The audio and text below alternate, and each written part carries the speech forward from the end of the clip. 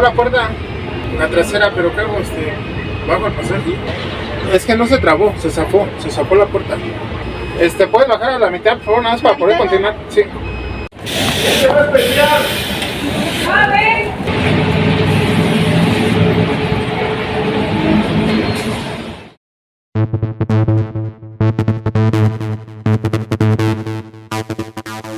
Hace 6 meses el trolebús elevado se pondría en operación. En este mismo periodo de medio año, el trolebús línea 10 se ha convertido junto con la línea 1 del sistema en la mayor línea de afluencia de toda la red, lo cual esto puede sonar bien en un principio, como un éxito. Pero si lo analizamos a profundidad, este es un grave problema que en cuestión de unos meses, una línea de 7.6 kilómetros y únicamente 10 estaciones haya alcanzado a la primigenia línea de trolebús con más de 36 kilómetros y 33 paradas por sentido sobre una de las avenidas más importantes de la ciudad, Eje Central. Pero antes de comenzar, quisiera recomendarte la aplicación de Rumbo, una intuitiva app que te ayuda con tus traslados diarios a cualquier parte de la zona metropolitana del Valle de México mediante la movilidad integrada, ya sea en combi, metro o trolebús. Rumbo te llevará a tu destino. Es totalmente gratis y la puedes descargar con el link que te estaré dejando en la descripción y de esta manera apoyas mi contenido. Sin más, continuemos. Según los datos obtenidos mediante la base de datos abiertos del gobierno de la Ciudad de México, en el primer trimestre de este año 2023, el trolebús elevado obtuvo una afluencia total estimada en 5.831.844 usuarios.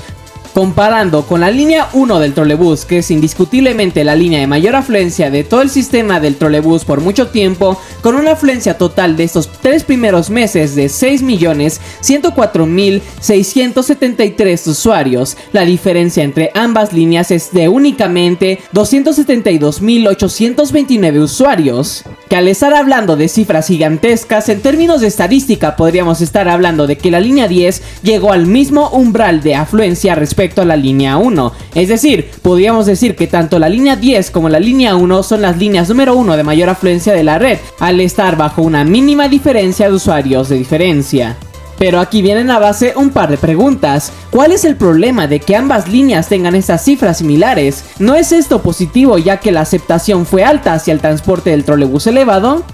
Pues la línea 1 del trolebús goza de una longitud total de 36.6 kilómetros de extensión y 93 paradas, contando ambos sentidos. Circula sobre eje central, comunicando una gran cantidad de puntos de interés, ya sean las ambas terminales del norte y del sur respectivamente, el centro histórico, la Torre Latino, Paseo de la Reforma, Bellas Artes, la Alberca Olímpica, Coyoacán, etc. Además de que comunica con la movilidad integrada en una infinidad de puntos, ya que conecta con la línea 8 del trolebús en el norte, la línea 6 del Metrobús, la 5 y 6 del metro, línea 1 del Metrobús, 5 y 3 del metro, 4 del trolebús, 5 del trolebús, 7 del Metrobús, 8 y B del metro, 4 del Metrobús, 2 y 1 del metro, 2 del trolebús, 9 del metro, 2 del Metrobús, 3 y 7 del trolebús, 12 del metro y concluye en Tasqueña, conectando además de con la línea 2 del metro con el tren ligero, mientras que con el trolebús elevado, de momento, únicamente comunica con la línea 8 del metro y línea 2 del cablebús,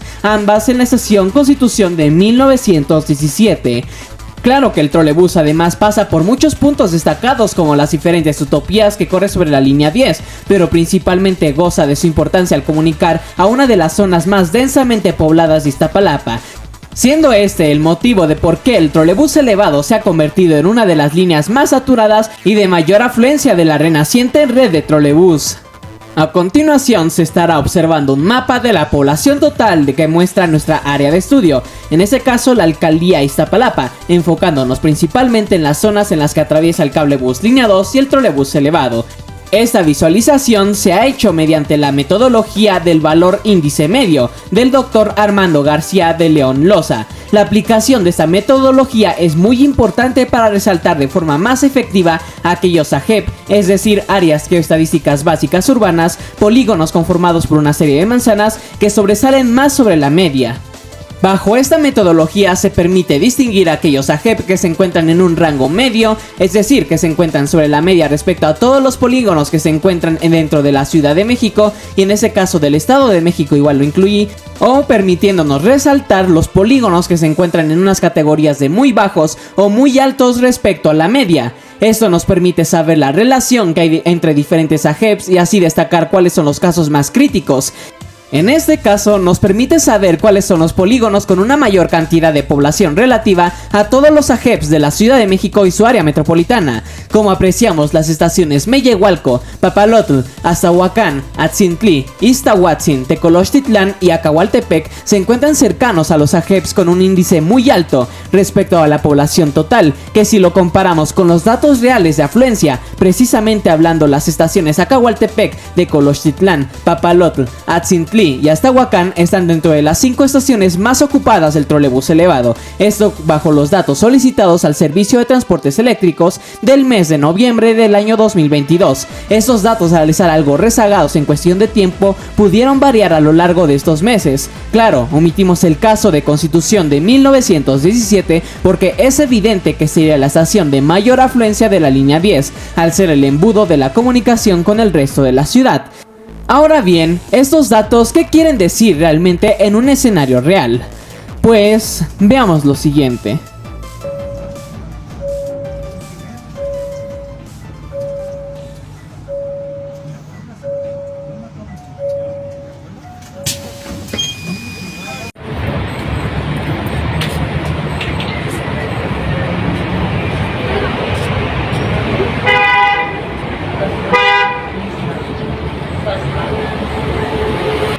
Oye, se me zafó la puerta. Es que no se trabó, se zafó la puerta. ¿Qué va a especial? A ver.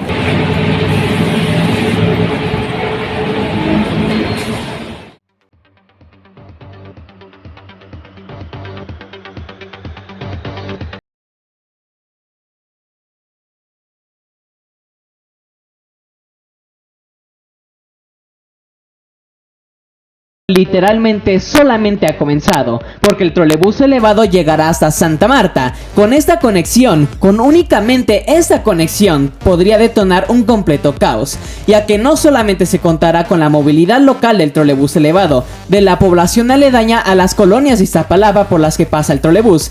que como ya vimos la concentración es realmente alta, ya que ahora también se contará con la población vecina del Estado de México. Al tener una conexión directa entre el trolebús y Santa Marta, la población de Nezahualcóyotl, Chimalhuacán, Chicoloapan, Texcoco, Ixtapaluca, Chalco y Jico serán los principales municipios beneficiados de forma indirecta, únicamente con esa pequeña conexión que ya se está construyendo de Acahualtepec a Santa Marta de únicamente 900 metros. Al ser Santa Marta un nodo masivo que está cobrando todavía más importancia de la que ya tenía para la conexión del oriente al centro de la ciudad, será la nueva forma de descentralización de Pantitlán, que ya es bien conocido por todos los usuarios de la red por ser el punto de mayor afluencia de movilidad regional en la zona oriente.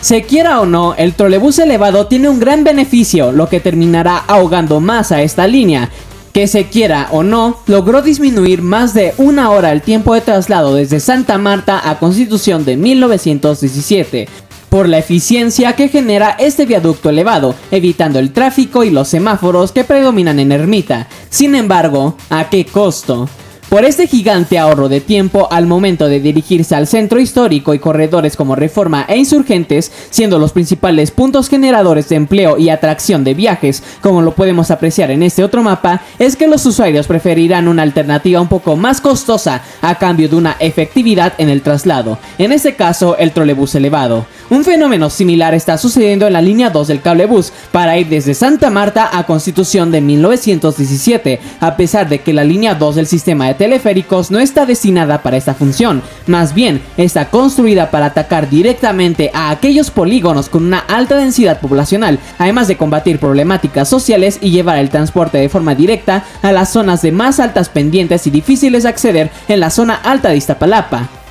Y bueno, todavía falta la línea 11 del trolebús o la ampliación de la línea 10 que llegaría hasta Chalco. que observando el mapa de población total mediante la metodología del valor índice medio, es totalmente risible que un BRT tenga la capacidad de absorber toda la necesidad de movilidad en una serie de municipios como lo son La Paz, Jico, Chalco e Iztapaluca mediante únicamente trolebuses articulados, que si observamos en gran parte de estos municipios la población total ronda entre lo alto y muy alto, siendo totalmente municipios dormitorio, donde la captación de usuarios será extremadamente alta. Y ya si hablamos para la zona poniente con la ampliación de la línea hasta Mixcoac, el panorama sería similar, pero al contrario respecto a la PEA, es decir, la población económicamente activa que vemos en la zona oriente, sino que aquí la problemática será la concentración de empleos y servicios, por los que la población se mueve y se dirige hacia estas zonas, lo cual convertiría la línea 10, además de la primera línea metropolitana completamente de la movilidad integrada, igualmente volvería esta línea 10 en el caos más grande de toda la red de la MI, al hacer esta articulación entre zonas dormitorios y zonas de atracción de movilidad.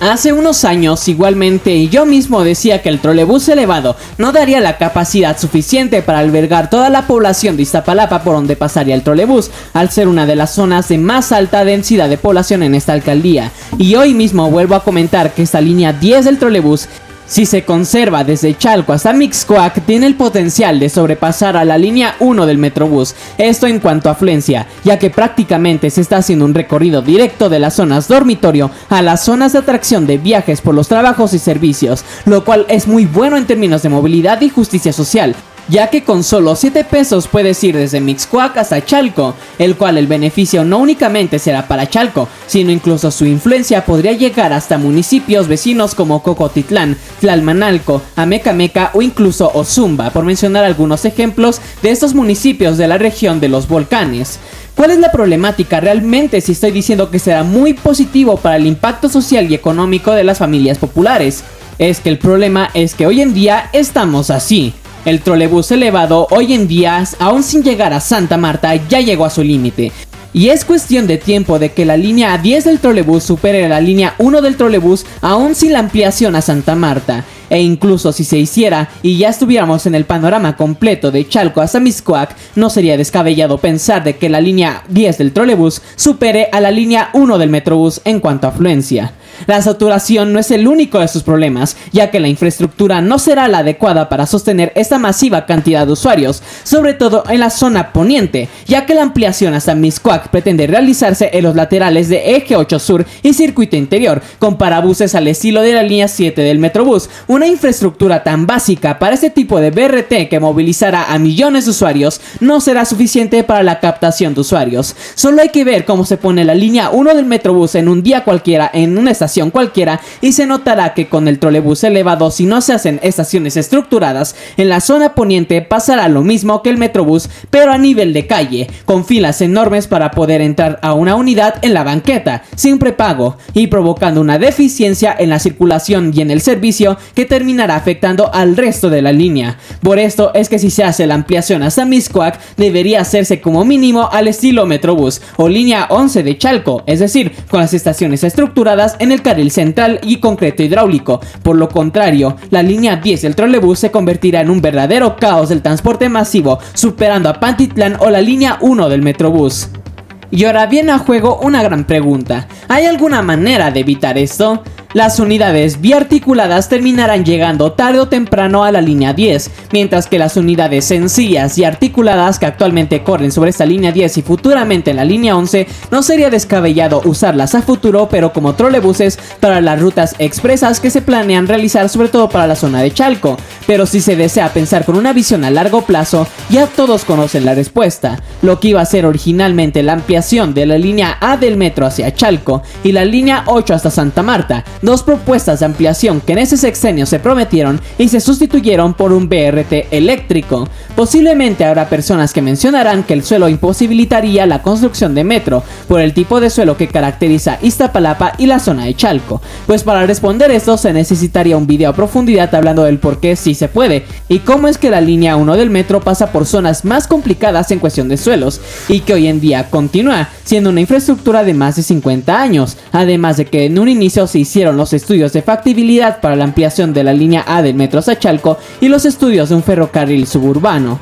A corto plazo, lo único que mejoraría el servicio y disminuiría el colapso de la afluencia de la línea 10 sería la compra de unidades biarticuladas. Las unidades actuales, usarlas para servicios expresos o servicios locales. Por poner algunos ejemplos, servicios de Constitución de 1917 a Santa Marta y mantener el de Acahualtepec, uno de Chalco a Santa Marta o Constitución de 1917, de Mixcoac a Santa Marta, Mixcoac a Acahualtepec o Mixcoac Constitución de 1917, por poner algunos ejemplos como se hace en el Metrobús, lo cual agilizaría las vueltas de las unidades para permitir una mayor recolección y traslado de usuarios. Además de que, por supuesto, hacer la ampliación a Mixcoac estructurada,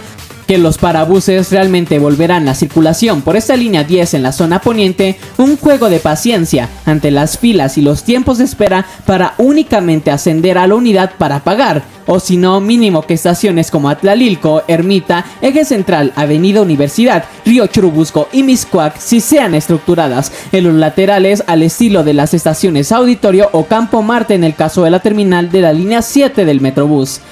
Por último, una cosa que posiblemente sonará que tiene un impacto bajo para la mejora del servicio, pero que realmente este impacto es muy alto, es la colocación de puertas corredizas tipo Ventura en las unidades del trolebús. Estas puertas, como lo apreciamos en este video de cortesía Mi Visión, hacen una apertura hacia el exterior, mientras que las puertas que actualmente tiene el trolebús de doble hoja hacen la apertura interna, que complica en momentos de alta demanda el cierre de puertas, provocando accidentes como estos de a continuación.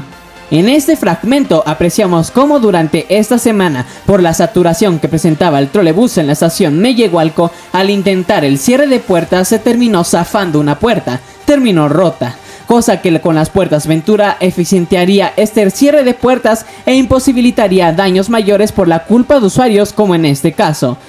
Sin duda hay mucho que hablar y discutir sobre este trolebús elevado, pero de mi parte eso sería todo por este video de hoy. Quisiera verte a ti opinando sobre este caso de la línea 10 del trolebús, así que con mucho gusto la puedes dejar en la sección de comentarios, que a todos los estaré leyendo con mucho gusto. Recuerda suscribirte activando todas las notificaciones, porque así apoyas bastante mi contenido y ayudas al crecimiento de esta comunidad. Conmigo sería hasta la próxima. Espero tengas un bonito y muy agradable día.